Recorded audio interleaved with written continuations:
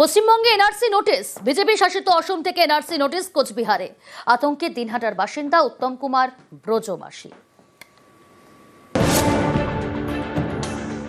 জানুয়ারিতে আমার বাড়িতে এনআরসির কাগজ আসলো, পুলিশ এসে আমার বাড়িতে দিল ছিল। তারপরে আমি লোকের কাছে ডেকে তারপর বললো এনআরসিকে গৌহাটি থেকে। কোনো আত্মীয় নেই, আমি গৌহাটি কোনোদিন যাই। আমার বয়স তো হলো 50 বছর, মানে জন্ম এখানে বাবার। পুরো আতঙ্ক আমি। প্রথম থেকেই এনআরসির বিরোধিতা হয়েছে পশ্চিমবঙ্গে। সেই পশ্চিমবঙ্গে এবার এনআরসি নোটিশ। কোচবিহারের বাসিন্দাকে এনআরসি নোটিশ ধরিয়েছে বিজেপি শাসিত অসম প্রশাসন। দিনহাটার সীমান্ত লাগোয়া গ্রাম সাদিয়ালের কুঠি। এখান থেকে অসম সীমানার দূরত্ব 82 কিলোমিটার। সাদিয়ালের কুঠির বাসিন্দা উত্তম কুমার ব্রজবাসী। তাকে এনআরসি নোটিশ ধরানো হয়েছে। নোটিশ এসেছে অসম থেকে ফরেনার্স ট্রাইব্যুনালের। তাতে দাবি করা হয়েছে 1971 সালের পর উত্তম কুমার ব্রজবাসী বাংলাদেশ থেকে অবৈধভাবে ভারতের অসমে ঢোকেন। তাই ফরেনার্স অ্যাক্টে অভিযোগ দায়ের করা হয়েছে। উত্তম কুমার ব্রজবাসীকে ভারতের বৈধ নাগরিকত্বের প্রমাণ দিতে হবে। এতে একই সঙ্গে অবাক এবং আতঙ্কে দিনহাটার বাসিন্দা উত্তম কুমার ব্রজবাসীর দাবি, তাঁর বাবার জন্ম কোচবিহারে, তিনি জীবনে কখনো অসম যাননি, তাহলে তাঁর নামে কেন এনআরসি নোটিশ? জানুয়ারিতে আমার বাড়িতে এনআরসির কাগজ আসলো, পুলিশ এসে আমার বাড়িতে দিল ছিল। তারপরে আমি লোকের কাছে ডেকে তারপর বললো এনআরসিকে গৌহাটি থেকে। কোনো আত্মীয় নেই, আমি গৌহাটি কোনোদিন যাই। বাড়ি আমাদের চৌধুরীহাট সাদিলেকুটি। আমার বয়স তো হলো 50 বছর, আর আগে হয়তো 20-30 বছর থাকতে পারে বাবা, মানে জন্ম এখানে বাবার। পুরো আতঙ্ক আমি।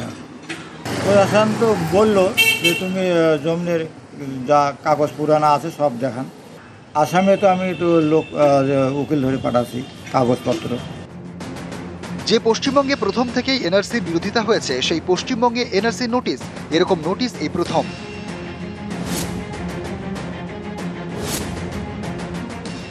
বলা হচ্ছে যে 1966 সালে তিনি অবৈধভাবে এসছেন। 1971-এর আগে এসছেন। 1971 সালের আগে যারা এসছেন তাদের তো নাগরিকত্ব নিয়ে কোনো সমস্যা থাকার কথা না। উত্তম কুমার ব্রজবাসী তিনি কিন্তু সংবাদ মাধ্যমে কথা বলেছেন যে তিনি জীবনে কখনো আসামে যাননি। এইভাবে যদি বাংলার মানুষকে হ্যারাস করা হয় তাহলে আমরা অন্ততপক্ষে এটা ছেড়ে দেব না। এটা বিজেপির চক্রান্ত না তৃণমূলের চক্রান্ত, এটাই তো আমাদের মাথায় ঢুকছে না। কারণ এ ব্যক্তি একজন এখানকার ভোটার। এখানকার ভোটারের নামে যদি নোটিশ আসে, তাই রাজ্য সরকার কি করছে? এগুলো দেখছে না, সংশোধন করতে পারে না? ট্রাইব্যুনালের চিঠি ওনার কাছে কি করে আসলো? আমাদের এটা মাথায় ঢুকে না। এটা কি বিজেপির নামে একটা কলঙ্ক রটানো হচ্ছে? দিনহাটা থেকে শুভঙ্কর সাহা, নিউজ 18 বাংলা। সিএ এনআরসির বিরোধিতায় এ রাজ্যে প্রতিবাদের ঝড় উঠেছিল, আর সেই পশ্চিমবঙ্গে এবার এনআরসি নোটিশ। কোচবিহারের বাসিন্দাকে এনআরসি নোটিশ ধরিয়েছে বিজেপি শাসিত অসম সরকার, আর এ নিয়েই রাজ্য রাজনীতিতে জোর চর্চা।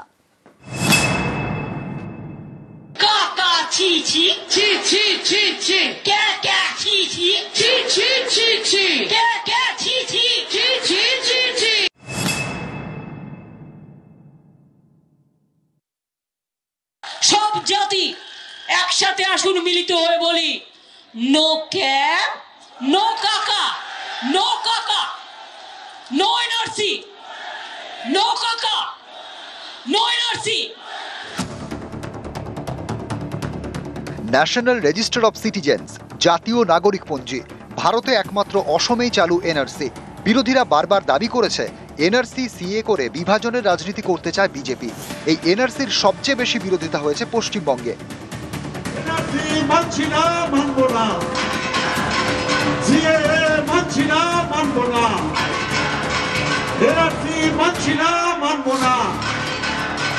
একটা মানুষকে বাংলা ছাড়তে আমি দেব না, এটা মাথায় রাখবেন, আর আমি করতেও দেব না।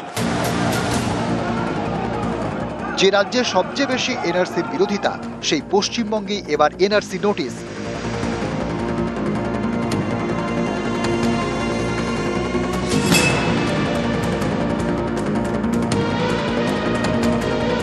কোচবিহারের দিনহাটার বাসিন্দা উত্তম কুমার ব্রজবাসী। তাঁর দাবি, গত জানুয়ারি মাসে তাঁর বাড়িতে এনআরসি নোটিশ পাঠায় অসম সরকার। সেখানে দাবি করা হয়েছে 1971 সালের পরে অবৈধভাবে তিনি বাংলাদেশ থেকে অসমে ঢোকেন। এই নোটিশ দেখে অবাক দিনহাটার উত্তম কুমার ব্রজবাসী, কারণ তাঁর দাবি তাঁর বাবারও জন্ম কোচবিহারে। কোনো আত্মীয় নেই, আমি গৌহাটি কোনোদিন যাই। বাড়ি আমাদের চৌধুরীহাট সাদিলেগুড়ি। আমার বয়স তো হলো 50 বছর, আর আগে হয়তো 20-30 বছর থাকতে পারে বাবা, মানে জন্ম এখানে বাবার। পশ্চিমবঙ্গ, যেখানে শুরু থেকে সিএ এবং এনআরসির বিরোধিতা, সেই বঙ্গে এনআরসি নোটিশ পাঠালো বিজেপি শাসিত অসম সরকার। এ নিয়ে হাওয়া গরম।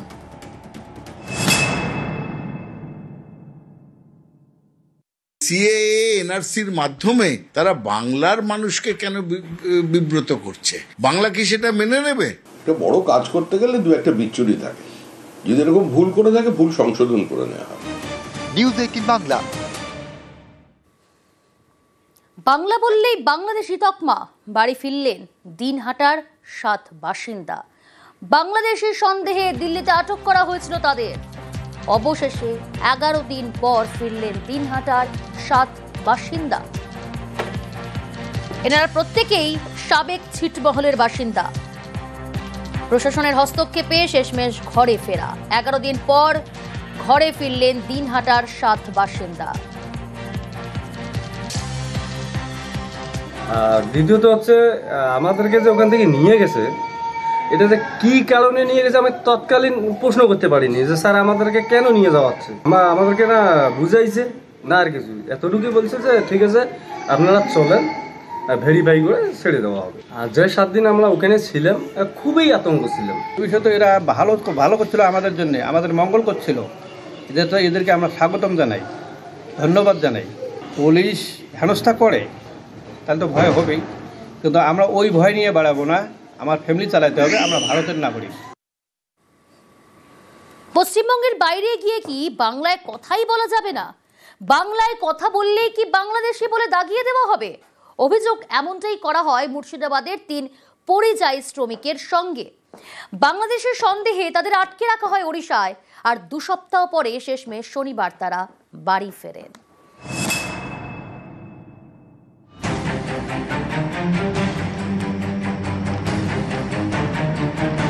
মুর্শিদাবাদের হরিহরপাড়া, এখানকার 3 বাসিন্দা কয়েক বছর ধরে ওড়িশায় রাজমিস্ত্রির কাজ করেন। অভিযোগ, দিন 15 আগে বাংলাদেশি সন্দেহে পুলিশ তাঁদের আটক করে। হরিহরপাড়া থানার পুলিশের সাহায্যে শনিবার রাতে তাঁরা শেষমেশ মুর্শিদাবাদে ফেরেন। পুলিশ এসে আমাদেরকে কাজের সাইড থেকে তুলে নিয়ে যায়। রুমি ভাইকে ফোন করি, থানার ওসি থানা থেকে আমাকে নিজেই ফোন করে।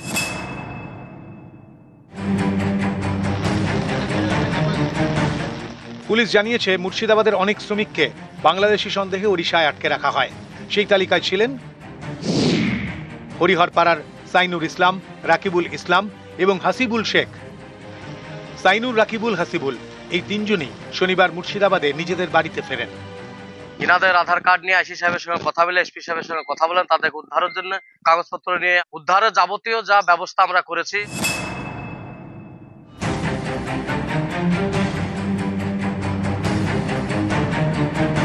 পশ্চিম মেদিনীপুরের ঘাটালের বাসিন্দা হানিফ আলী, তাকেও বাংলা ভাষায় কথা বলায় বাংলাদেশি বলে দাগিয়ে দেওয়ার চেষ্টা করা হয় বলে অভিযোগ। পুলিশের সাহায্যে শুক্রবার ওড়িশা থেকে ঘাটালে ফেরেন হানিফ আলী।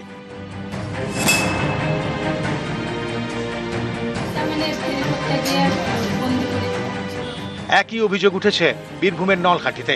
শুক্রাবাদ গ্রামের 19 জন বাসিন্দা ওড়িশায় ফেরিওয়ালার কাজে যান। অভিযোগ, গত 25শে জুন তাঁদের বাংলাদেশি সন্দেহে আটক করে পুলিশ। শুক্রবার রাতে তাঁদের বীরভূমে ফেরায় পুলিশ।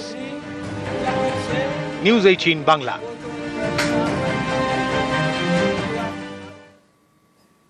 এ রাজ্যের বাসিন্দা নয়, যেসব বাংলাভাষীকে ফেরত পাঠানো হচ্ছে তারা আসলে বাংলাভাষী রোহিঙ্গা। অভিযোগ বিরোধী দলনেতার। বাঙালিকে ফুল দিয়ে বিজেপি তার পথ চলা শুরু করে। তার নাম ডক্টর শ্যামাপ্রসাদ মুখার্জি। রোহিঙ্গা মুসলমান বার্মা থেকে এসে কক্সবাজারে থেকেছিল, তারপরে বাংলা শিখে টিকে এসে গোটা ভারতে ঢুকে পড়েছে। 540 কিলোমিটার বেড়া নেই। তাদেরকে চিহ্নিত করা হচ্ছে অনুপ্রবেশকারী এবং তাদের বিরুদ্ধে ব্যবস্থা নেওয়া হচ্ছে। অনুপ্রবেশ বন্ধে অক্ষমতার কথা বলে আসলে নিজের দলের বিরোধিতা করছেন শুভেন্দু। কটাক্ষ জয়প্রকাশ মজুমদারের। দলে বিরোধী দল নেতা, তিনি তো বিজেপির সদস্য, তিনি নিজের দলের বিরুদ্ধে এত বড় বড় কথা বলেও আছেন, এটাই আমার আশ্চর্য লাগে। এবার বর্ডারটা পাহারা দেওয়ার কথা কার? মমতা বন্দ্যোপাধ্যায় না অমিত শাহ? ইন্টারন্যাশনাল বর্ডার বাংলার, সেটা পাহারা দেওয়ার কথা অমিত শাহ, সেটা অমিত শাহ পারছেন না, সেখান থেকে অনুপ্রবেশকারী আসছে আর বলছে কে? শুভেন্দু অধিকারী। কার বিরুদ্ধে? অমিত শাহ দপ্তরের বিরুদ্ধে।